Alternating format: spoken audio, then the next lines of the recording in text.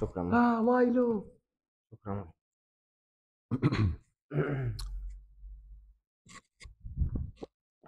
مخدتي دي. اتفضل. ايه ده؟ انا معايا واحد. ايه ده؟ ده انت صارف في الانتاج ما شاء الله، اه يا ولمض باشا، انت شايف وكهارب. اه لا شايف. مايلو ما شاء الله عامل الصح مع الخدة دي يعني. بس انا انقذتها ده مش انقذتها مربي من كويس على فكرة، انا عندي كلبين وما انقذتها. بيعملوش كده وعايشين جوه البيت عادي، مش يعني اسمهم ايه؟ حابزه. ليو تاني اسمها ايه؟ ليو وبيلا. ليو بيلا. مم. جامدين. جامدين صوماليين كده. مم. هو الكوكر ككلب جميل فشخ، بس عندي، فاهم يعني اللي هو لعبي لا كمان. هو غير ان هو لعبي وكيرنج جدا وبيحس بكل حاجه من ناحيه الايموشنز كبني ادم. يعني مثلا انا جبت الكلاب دي اصلا عشان خاطر كنت في ديبريشن ستيت وببطل ادويه، فالدكتور نصحتني لا اللي هو يو هاف تو جيت بيت، انت مش امم. بتحب الكلاب وكنت مربي. فكان عندي اكسبيرينس مع كلبه عاشت معايا سنين كتير وبعد كده ماتت، امم. فالاتاتشمنت فاهم وكان صعب، فما حبيتش بقى اللي هو ايه اجيب كلب تاني. امم. فقلت لها لا انا اصلا ديبريست، هجيب كلب يجرى له حاجه، انا يا دوب مخلي بالي من اكلي ومن شربي ومن كده فاهم. ف... فقالت لي لا، لان احنا دلوقتي هنوقف الادويه ديت لان انت خلاص مش محتاج الكلام ده، فهتساعدك فعلا. بيلا طبعا من فضل ربنا الاول، بس بيلا كان جزء كبير جدا جدا جدا جدا من خروجي من حاله اكتئاب شديده يعني. امم. unconditional love بطريقه مش طبيعيه. يعني للاسف ممكن اكون وانا بقلل الدواء ببقى عصبي، حاجه بسيطه ممكن ابقى نايم هي تيجي تصحيني تديني كيسز كده ورا ودني، ايوه. اللي هو اقوم اتنرفز عليها فاهم. ازيك يا بودز، تشيكن بافس عامله ايه؟ سيبه ياكل بقى، ضحك عليك ها. سيبه ياكل بقى. ماشي اوكي.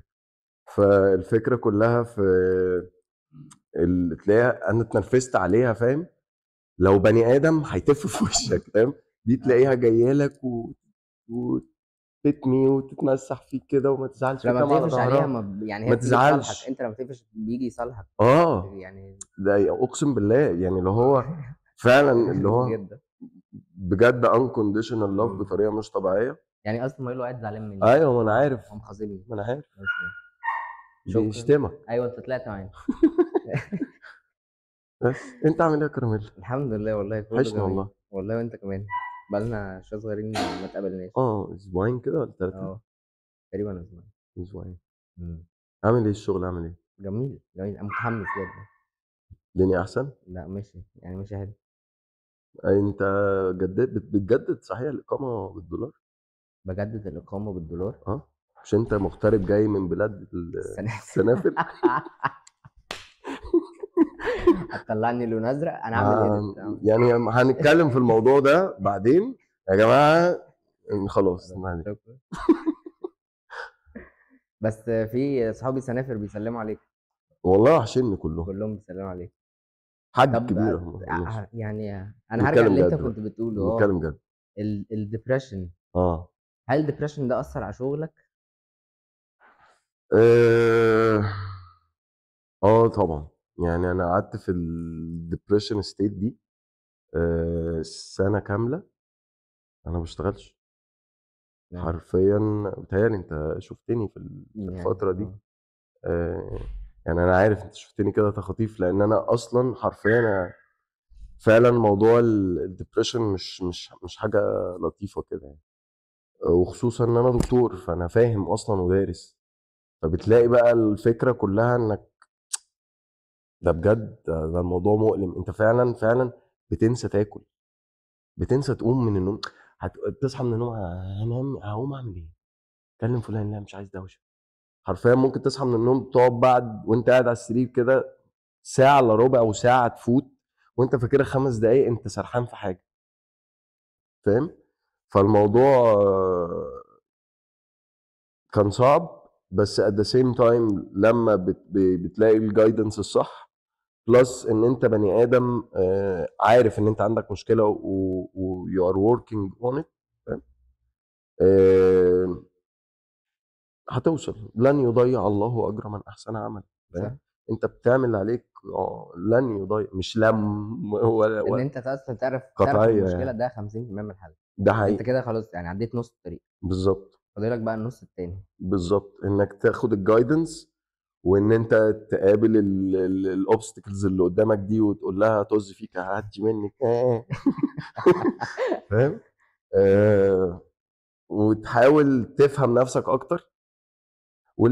يعني مش عايز اقول للاسف، بس احنا المفروض، يعني انا بعمل ده مع بناتي، اللي هو نحاول نفهمهم نفسهم، ابقى فاهم شخصيتهم، اتكلم معاهم في الحاجات دي من هم صغيرين عشان يطلعوا كونكتد مع انا الداخليه، مم.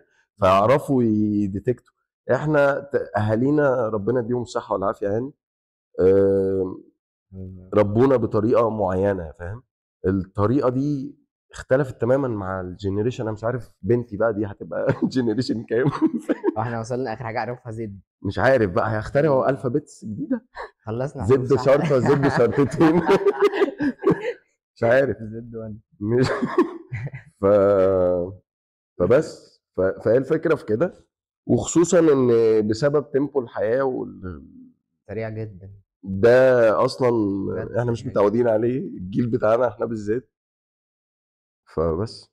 انت جنريشن كام؟ هو قبل الزد في ميلينيا، انا ميلينيا انا ميلينيا. 1911 7 88.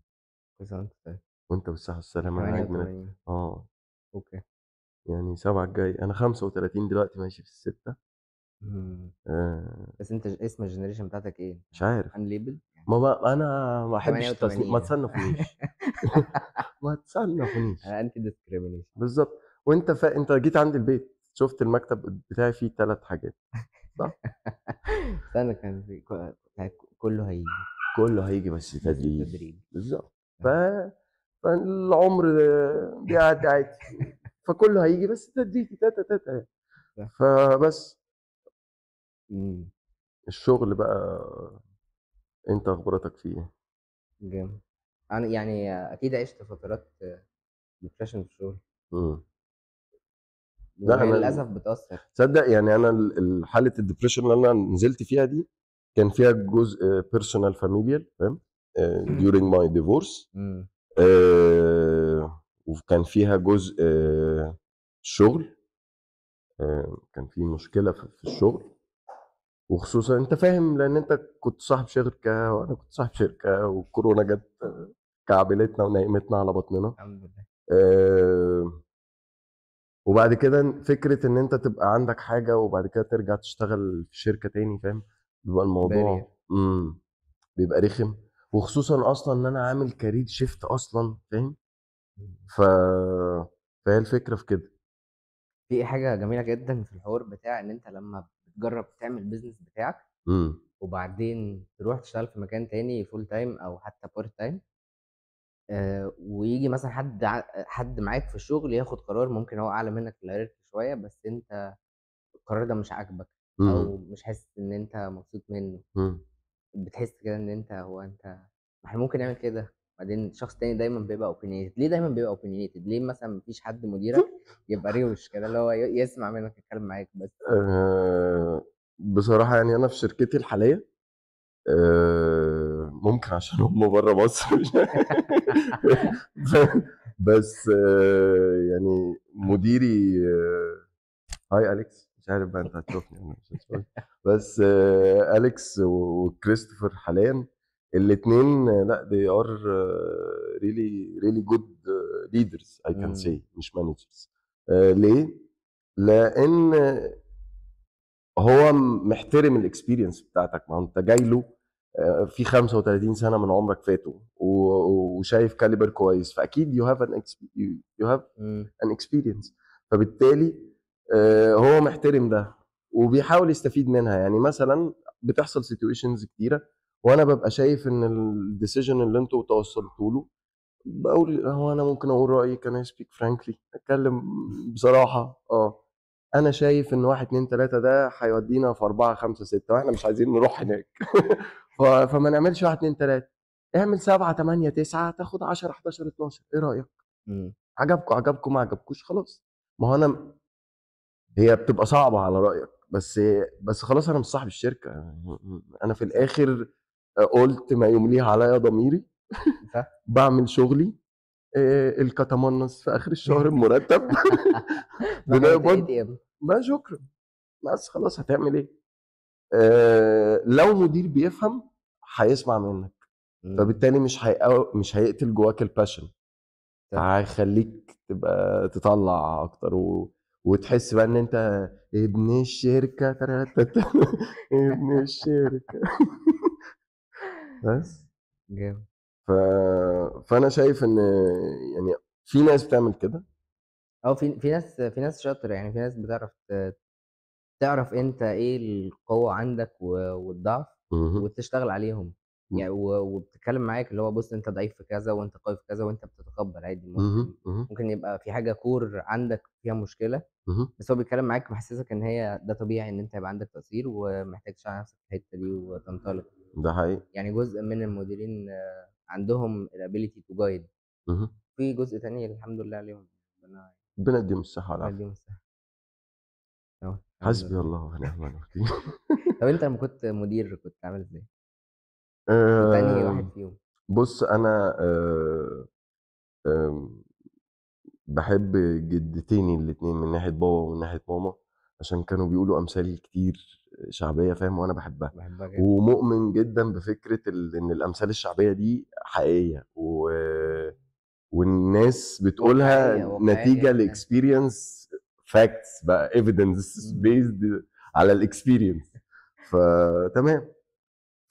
انا دايما بيقول لك اللي بياكل لوحده يزور. إمم. آه، انا ما كنتش كده. انا دايما احب اخلي الشغل يبقى لطيف مع الكل طالما الشغل بيخلص. ولو اتضغطنا لازم يبقى بعديها شويه دلع، فاهم. ما هي إمم. دي تاني جمله عندي فوق على المكتب، عايزين حبه دلع من اللي اتمنع، فاهم. أيوه. فعلا طالما اللي شغال او مش ما بحبش اللفظ البارتنر اللي معاك في الشركه، ما هو ده شايل معاك الاسمنت والطوب وبيبني معاك شغلك. ف... فده لو حس بالابريشيشن، طبعا هو كده كده بياخد ابريشيشن مادي لطيف، إمم. وبلس بقى الابريشيشن بقى المعنوي، انك بعد ضغطة شغل وتسليمة شغل لطيفة ونهاية بروجكت، لا يا باشا نحجز مكان نcelebrate. حلو نس ونسليبريت نcelebrate. ونهيص فاهم. أيوه. بلس الابريشيشن المادي. إمم.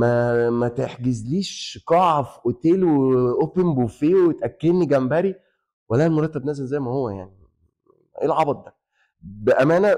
يعني بشوف الموضوع ان الفكره كلها حط نفسك مكان الشخص ده.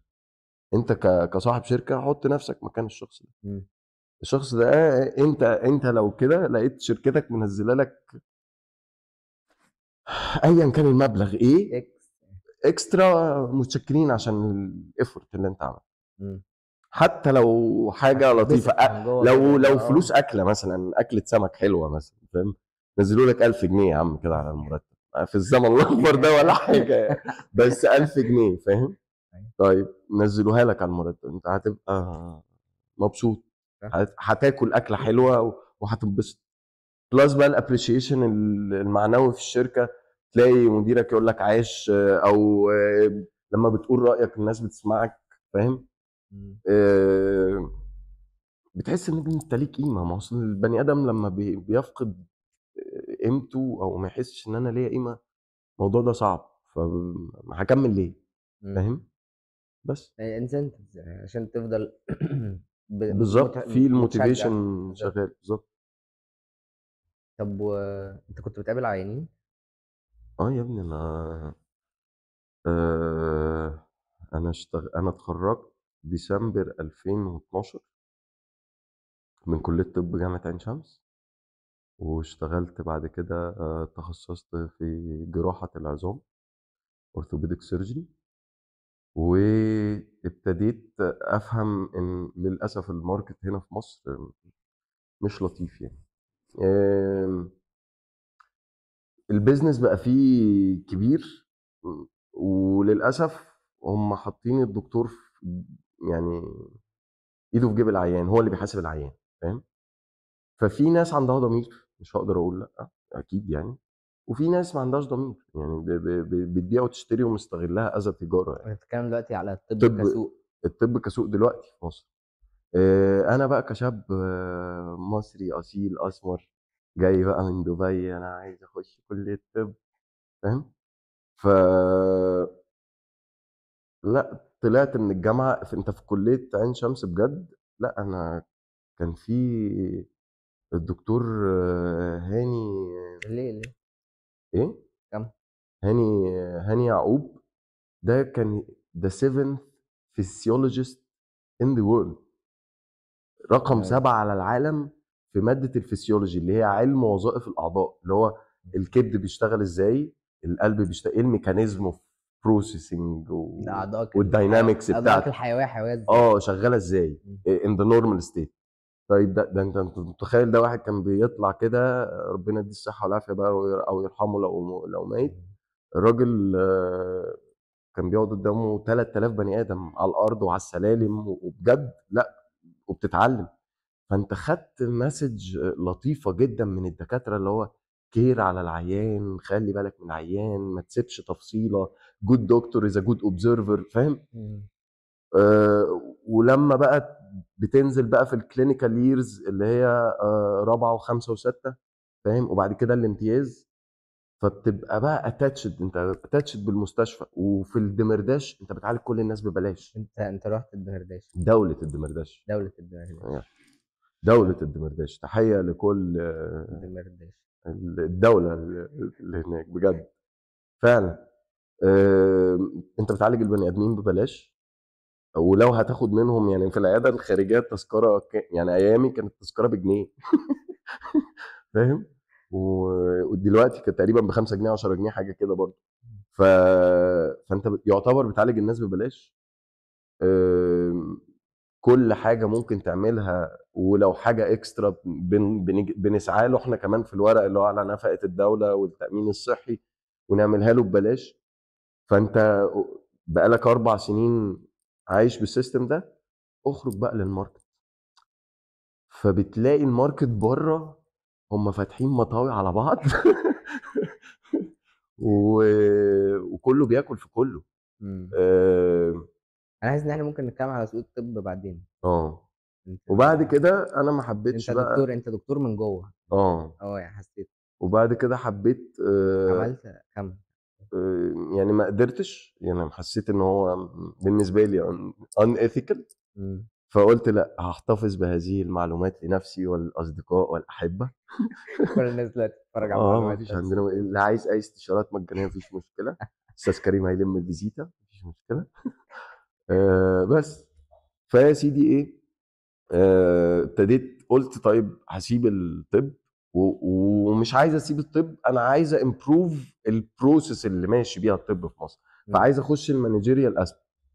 طب فكرت في فكره ان انا يبقى عندي شركه هوسبيتال مانجمنت، فاهم؟ مم. او هيلث مانجمنت بشكل عام.